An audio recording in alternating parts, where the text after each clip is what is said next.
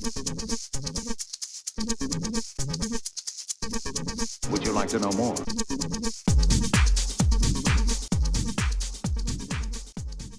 Welcome to the Warmaster Podcast, episode 16 of Adventures in 3D Printing. Today we're going to be looking at some Cromarty forged dwarves.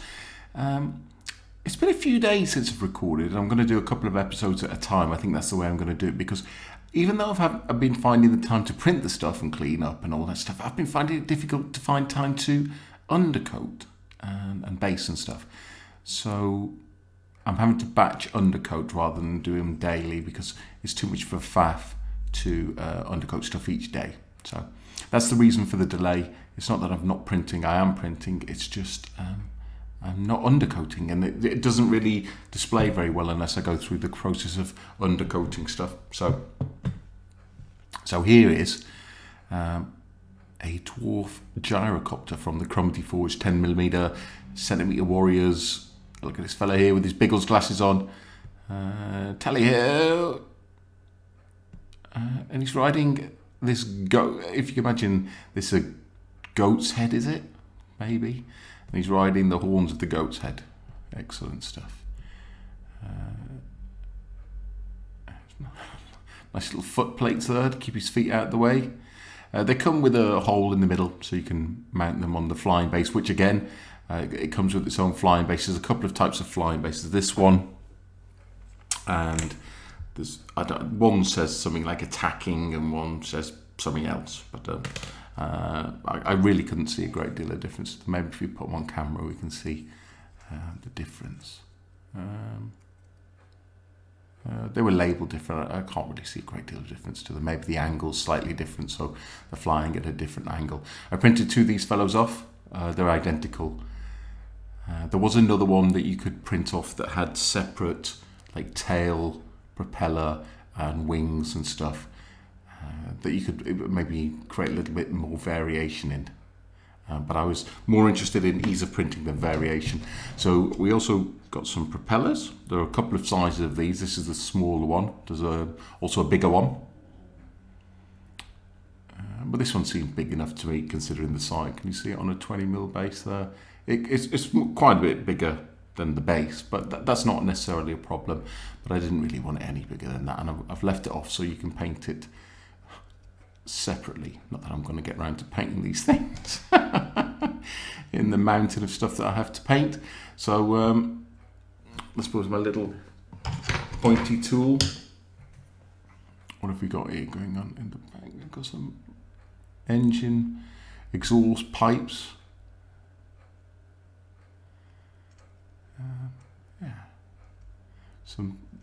Because it's quite low tech here. They got some like banding on the wings. Yeah, it's nice.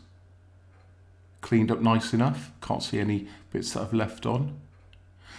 And the other thing I printed with this set was I printed some heroes. So we have a guy on the end there with a nice ruined axe. Some crazy detail here, isn't there, on the edging on this banner. That's mad. A little bit of lining here. Again, I'm not 100% sure how well in I've dialed in my settings. This is the Anycubic clear stuff. So brittle, but good detail. Not the greatest to work with. Oh, there's definitely something gone on there. I think what may be happening here is that the resin's not dialed in properly, and this is this shifting, or is this kind of not curing and then getting printed on top? But there's definitely something gone on there. It's only when it's funny. We'll talk about it in a couple of days, because I've already printed, but I haven't undercoated. That, especially with little miniatures, it's hard to see when they come off the print bed what's quality they are, especially if you're using clear resin, because you can't really see a lot of detail. So it's only when you undercoat stuff that you can see that there's something gone wrong with the axe here. We've got a fella here leaning on his axe, is he? There, let's see on the back. Got a guy here with a big two-handed axe, and a guy on the end carrying an axe over his shoulder. Let's go see the backs of them. This is the guy with the axe over the shoulder. You'll hear the dog barking. Oh, it's even got an F on it, a little F on the... Don't know what the F is, an F rune. Is that for luck? It's two-handed axe there.